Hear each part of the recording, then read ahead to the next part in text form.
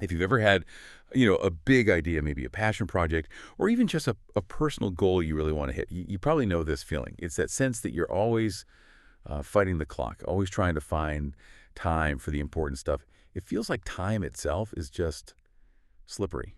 Mm. And this is super common, especially for people with huge goals, like, say, building a startup.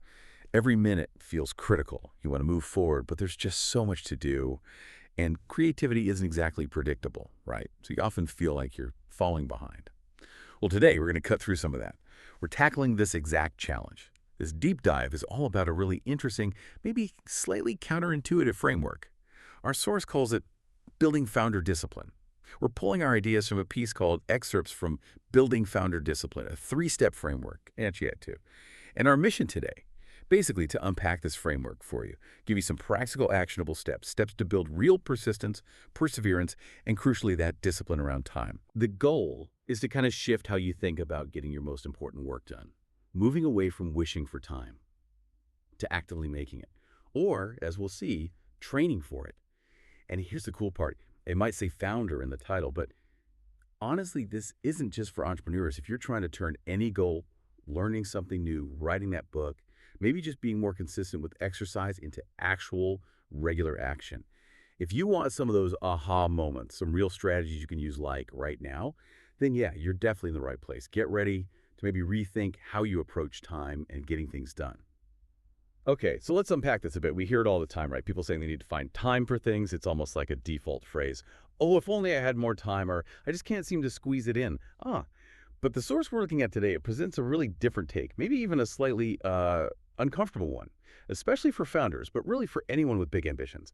It basically flips that whole finding time idea upside down. It suggests that maybe thinking we need to find time is part of the problem itself. It absolutely does. And that, I think, is the most powerful insight right there at the start, the core idea. You don't find time, you train for it. Now, that's not just a catchy phrase. It signals a really fundamental mindset shift, a huge one.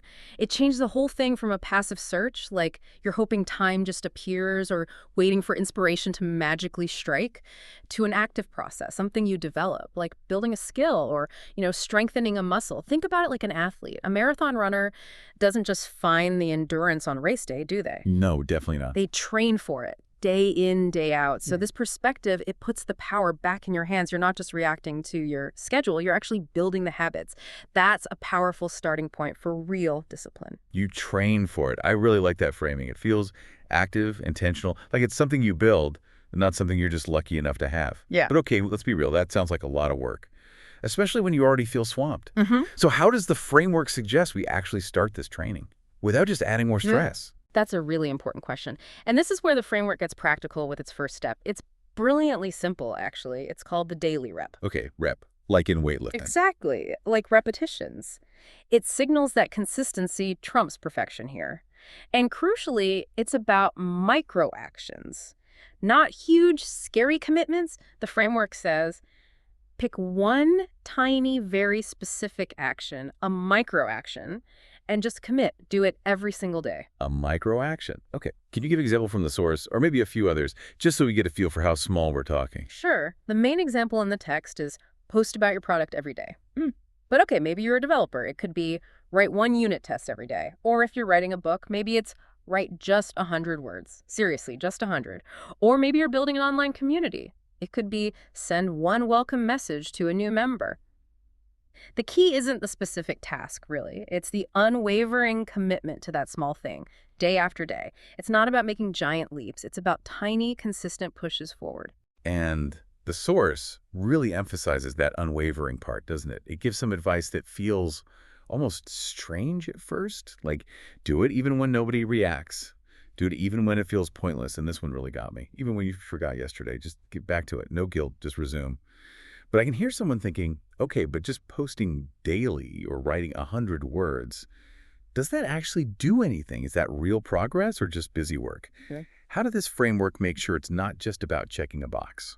That's a fair question, and the framework does address it with the later steps.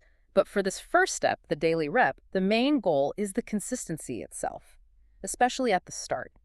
If you think about the bigger picture, this step is about building what the source calls builder's muscle memory. Muscle memory. Yeah. It's less about the immediate outcome, the likes on the post, the perfect paragraph, and more about wiring your brain, training it to just show up, to start the action without a big internal debate every time. Every time you do that rep, even if it feels small or imperfect, you're strengthening that pathway in your brain, like building a habit loop. There's a cue, the routine doing the rep, and then some kind of reward, even if it's just the feeling of having done it. Right. This tiny, consistent effort, even when you don't feel motivated, it builds an automatic response. You're creating an internal commitment, making it automatic, instead of relying on motivation, which, let's face it, comes and goes. Totally. The act of doing it, even badly sometimes, makes it easier to do it again tomorrow. It lowers the barrier to starting. That makes a lot of sense. You're basically automating the showing up part. Yeah. Making it less of a big decision each day. That feels like a huge win right there. But, like we just touched on, just doing the same thing every day. That can't be the whole story, can it? You could just be consistently doing something ineffective.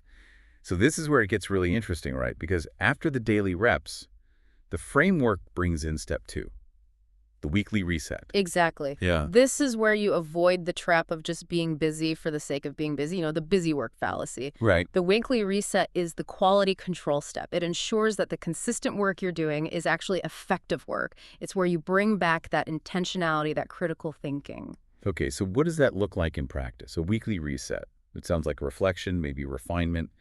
But how do you do that without getting lost in self-criticism? Especially when it's your own stuff. Good point. The instruction is clear. Once a week, take time to review your posts or whatever your daily rep was for that week. The idea is to look back critically. The source specifically mentions things like tweak tone, clarity, readability. Ah. So you're not just mindlessly producing, you're actively iterating, looking for improvements. The daily rep gets you moving. The weekly reset helps you steer. So for that writer doing 100 words a day, they look back at the 700 words. Where was it clunky? What could be clearer? For the coder, maybe review those tests, see any patterns. Could some earlier code be improved, refactored? And it gives that really sharp self-assessment question too, which I thought was brilliant. Ask, if I saw this in my feed, would I stop scrolling? Wow. That's direct. It forces you to step outside yourself.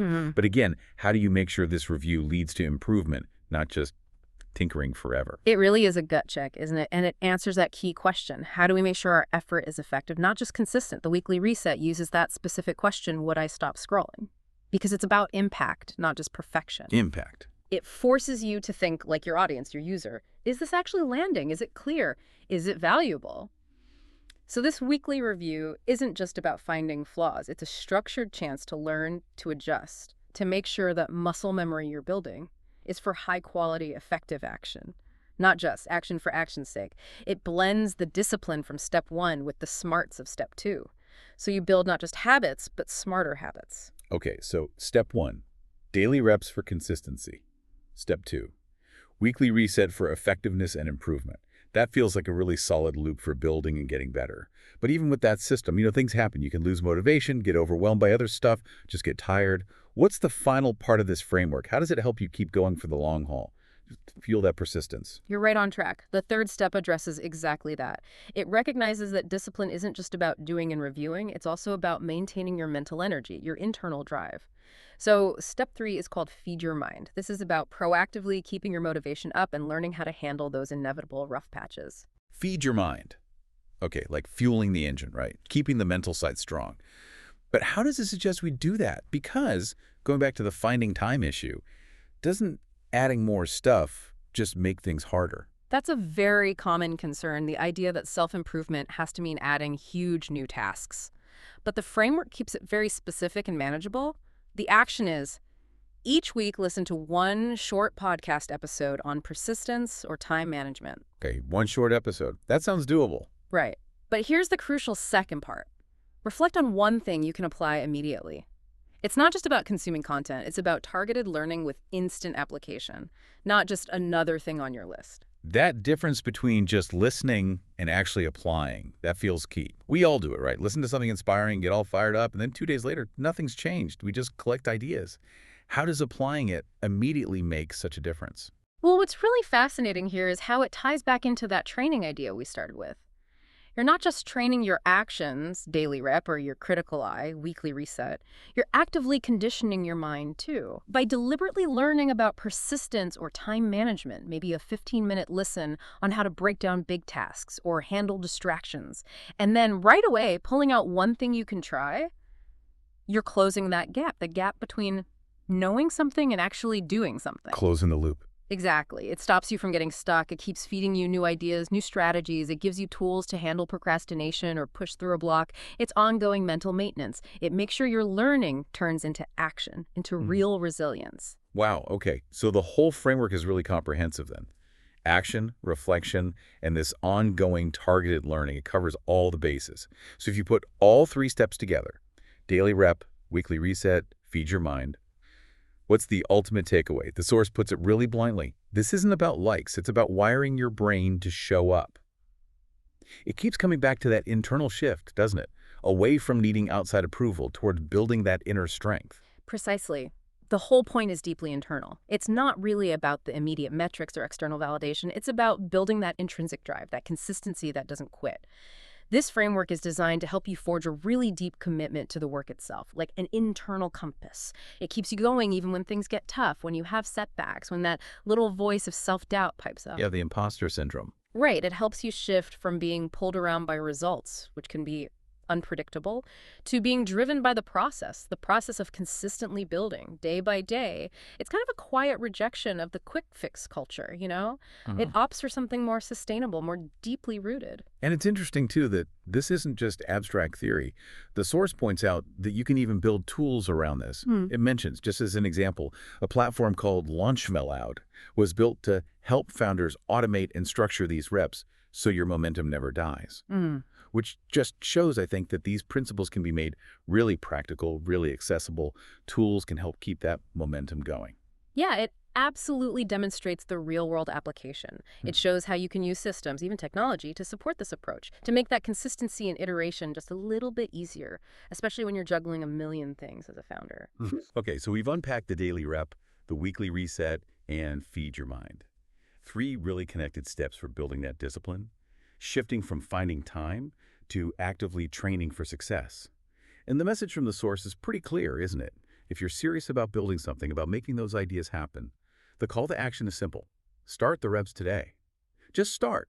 Don't wait for the perfect moment or a sudden burst of inspiration. And maybe, as a final thought for you listening, think about this. Forget startups for a second. What's one specific area in your life, your work, that could use just one daily rep? One tiny micro action you commit to. Maybe it's 5 minutes of learning a language or practicing an instrument, or even just a moment of quiet reflection. And then, what if you combine that tiny daily action with a quick weekly check-in on how it's going? And maybe listen to one short podcast a week to keep your motivation fueled. How might that fundamentally change things? Shifting you from just wishing you had time to actively training for success.